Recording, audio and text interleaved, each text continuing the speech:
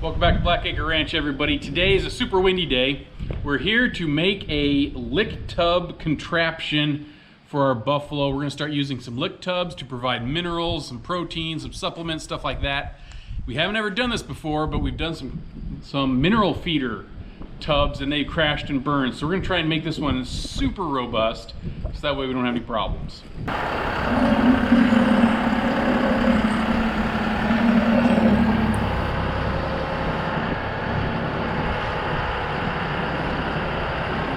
So now we're going to begin on this, and this is our old mineral feeder. Now, if you're familiar with buffalo, they like to play with things. We've had some horrible times. So this mineral feeder that we used before, you'll see the stuff online. The design for buffalo sucks. Buffalo will play with it, they'll throw it. In fact, this is exactly what they do with it.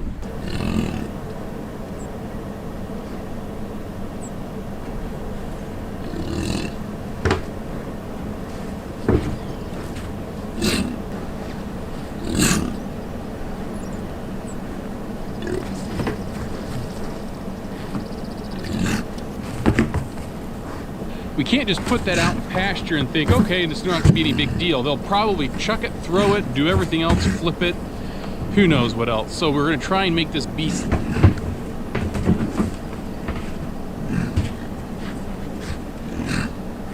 We then went and got ourselves previously as a mineral feeder, a big blue thing with a rubber top to it. You know, you have the little compartments, you'll see them online. You know, a lot of people use them for cattle.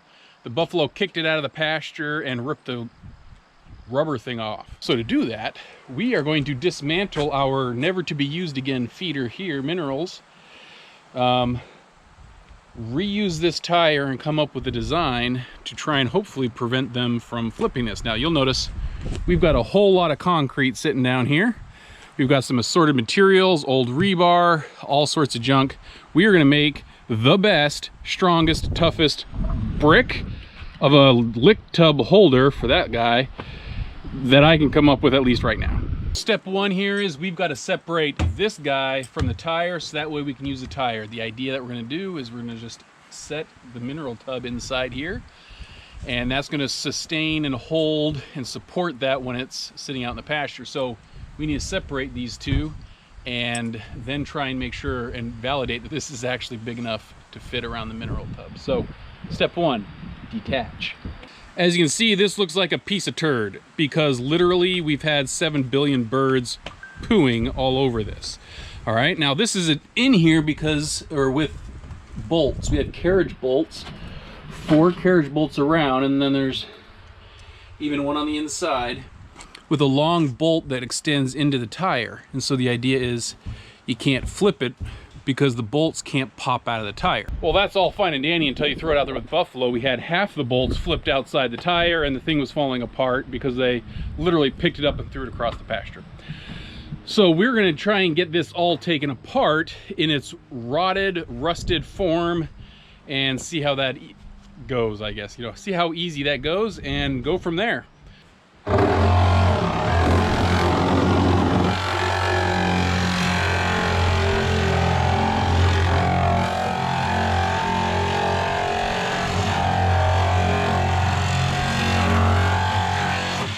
So we don't need the blue at all. It's trash. I'm never going to do that again.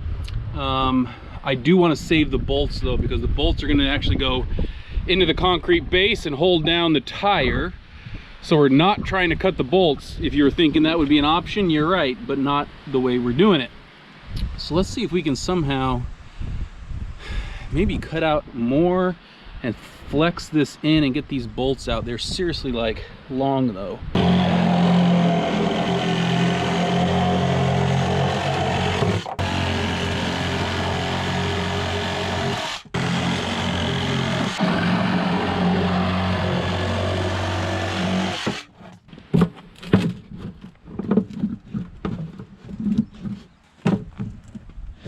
There you go.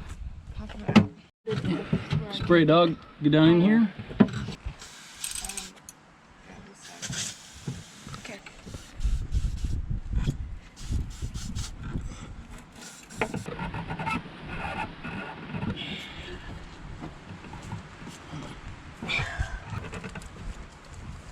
after struggling with this for a little bit, I come up with a new plan.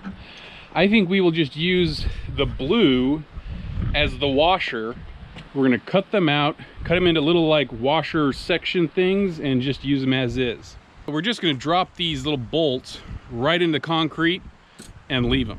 They just gotta go through the tire. So I think that's a perfect solution, because these suckers are corroded being in a mineral salt bath for however long with water.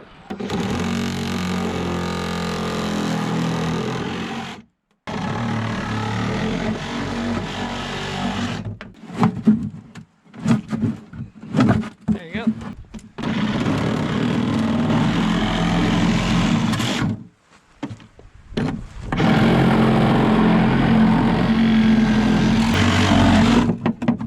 There's two.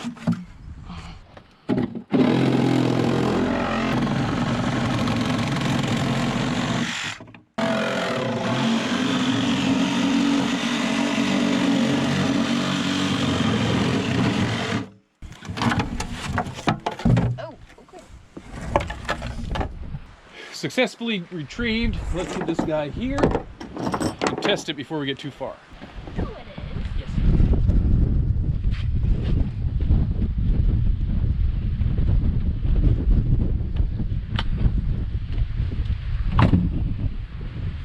Yes. Perfect. It fits. All right, this is a 24-inch semi tire that I got for free, and the things fit in just perfectly. The idea is to not give the buffalo any area in which to try and horn it around and move it around. It's going to be stagnant in there. They'd have to really want to get in there. So I think that's going to actually work pretty perfect. I'm actually surprised about how much extra space it actually has.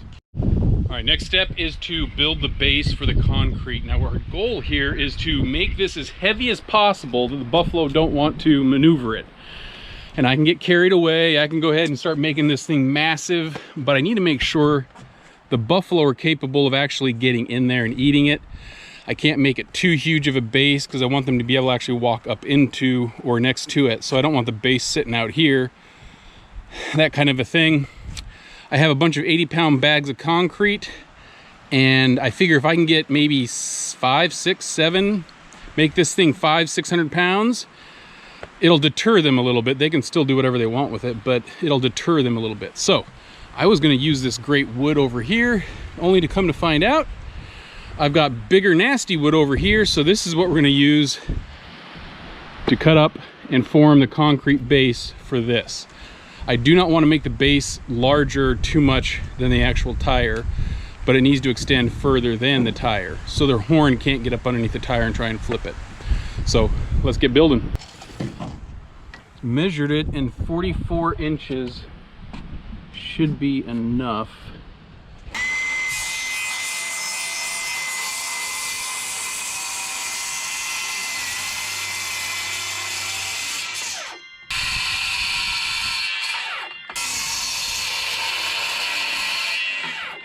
All right, let's frame this up.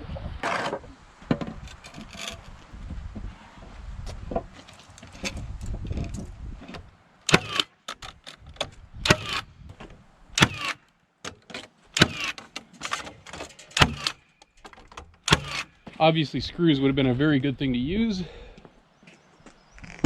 but nails were easier, and this is not a form that's going to be under a lot of pressure. Now this is not a how-to about how to do concrete. This is just really throwing it together. Now we just got to get everything formed up. We're going to throw some some rebar, which is in the form of a T-post, which doesn't work over there. So it's all bent up. Let's cut that thing up. Let's start getting some positions and some other things around here. And then we'll be ready to start mixing and setting. Go ahead.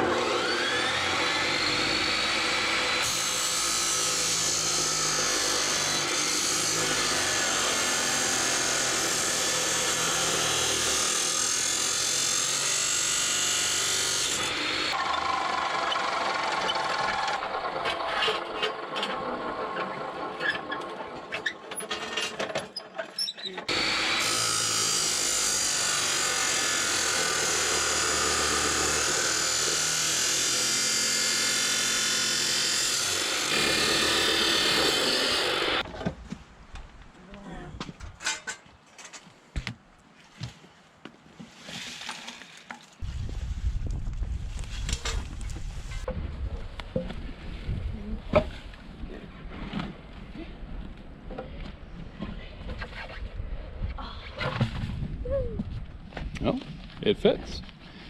Let's prep these holes so I know that they go in on this bottom flange.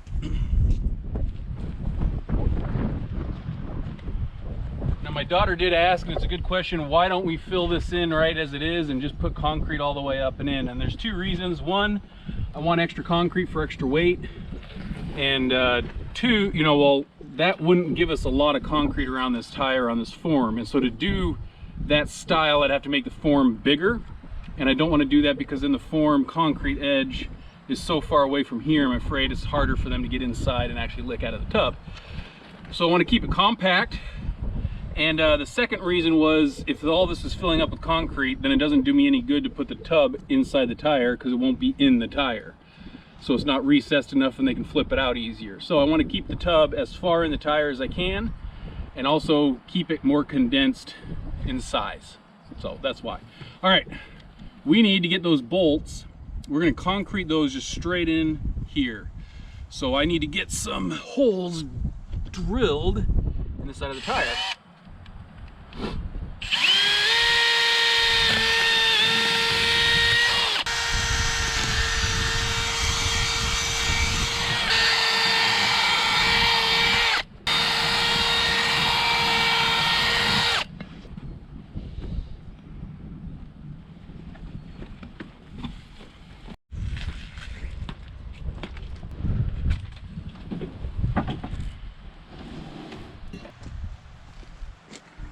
See if these guys.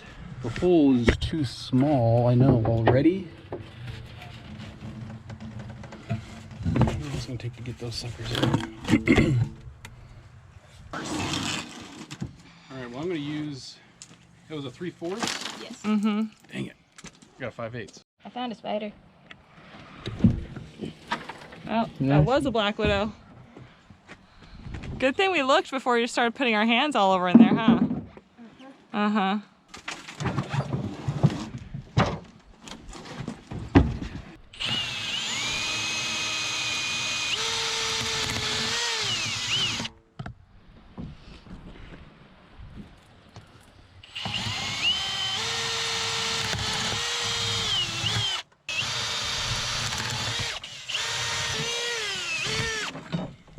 Okay, they're gonna have to come from the inside, guys, but you're just checking the hole size? Yeah. Okay.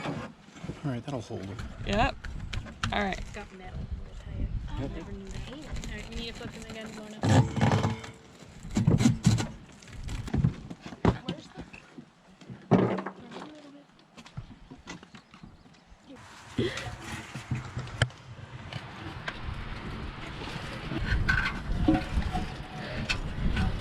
I am in my hole. Who doesn't want to be in my hole? Alright, bud, let's get in here and do it for you.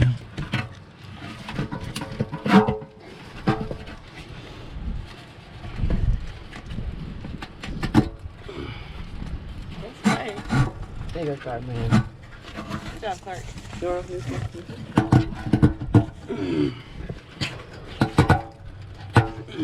No trip. Well, this one is snug, bug. These metal...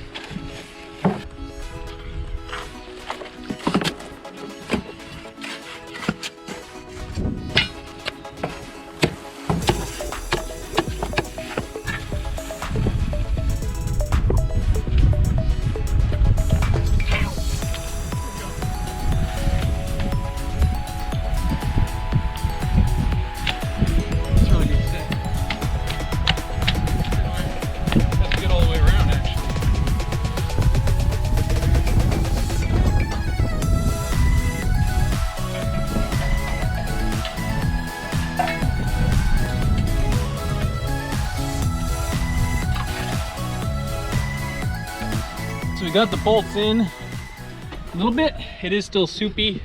We're not relying on the tire to actually hold anything really in there. I mean, I'm not gonna pick it up by the tire.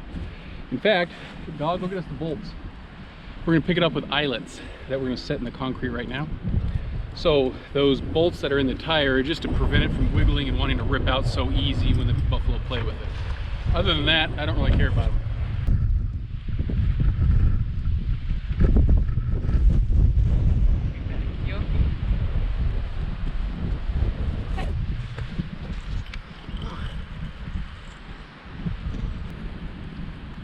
Push, push, push.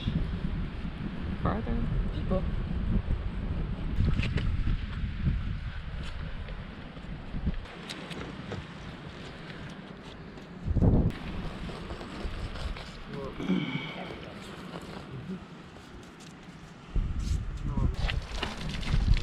Now we let it sit and dry and see what comes from it.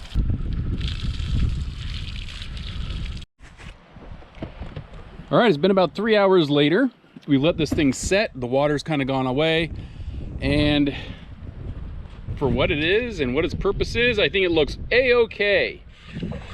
I'm sure some of you concrete contractors and other people might be saying, Jeff, that is not how you're supposed to do concrete. T-posts are not the ideal thing to be using as reinforcement, and it was too wet, and it was what, you know, I don't really care. So it is for buffalo to play around with. They're going to toss it around, and it doesn't matter if it's a level surface or not. And in fact, if it's not a level surface, I kind of don't mind that, because hopefully the water will just drain off the sides. We calculated out that we'd probably need 13 bags of concrete. We had 11 and a half-ish, maybe 12. So if you do 80-pound bags times 12, you're looking 960 pounds, I believe, for your concrete block, plus the tire, plus a 125-pounder at least. You're looking for a pretty good amount of weight. So if the buffalo want to play with this and go do all sorts of funky, weird, kinky stuff, go for it. I'm all in favor of that. Let them kind of just move it around a little bit. If you get it heavy enough, they'll kind of nudge it and just leave it alone, because it's like, who cares, whatever. So I think this will work just perfectly. Now to address the elephant in the room a little bit. The tub, the lick tub that we put in there was a Rio Max tub. And you might be saying, geez, Jeff, gosh dang it, why are you using Rio Max again? Well, I think we need to do something. We're horrible first at doing our minerals, okay? And we don't have a mineral block. We have Redmond salt, and it seems to blow away a lot, get rained on, wash away. I mean, we're just so horrible at it, okay? Rio Max does have a mineral supplement with it, so that was good. I was then thinking, you know, the only problem I had with the Rio Max is the consumption rate. And I think in my head, I'm like, if we change things up a little bit, I think we can probably see if we can get the consumption down, and then maybe it could be worth doing it. So that's what I'm doing. I've got just enough to give this thing a trial for probably about 6 months, and we'll see how it does. But it does do good things for the buffalo, but I'm hoping we can wiggle this thing around, put it in different places, and eventually find out where maybe it's best suited to get the best consumption rate. So that's why it's there. I'm not fully committed into it yet, because guess what, if it doesn't really work, well, we can always get a different tub and stick it in there and still work. I don't know if you can tell or see behind me, the grass is blown in the wind. The wind is going like 30 miles an hour at different times. So we're actually gonna let this thing set up. We're not gonna do any more on it today. The bags of concrete say minimum of 24-hour set time, max of 72. So we will leave this set up just like it is, let it just chill out, relax, and then we will be back. Wind. We will be back probably tomorrow to check on it, inspect, lift it up, and maybe actually put it in its place. All right, I'm getting blown around over here, guys. Seeking shelter behind this well house. So anyway, let's catch you tomorrow and see how this thing does.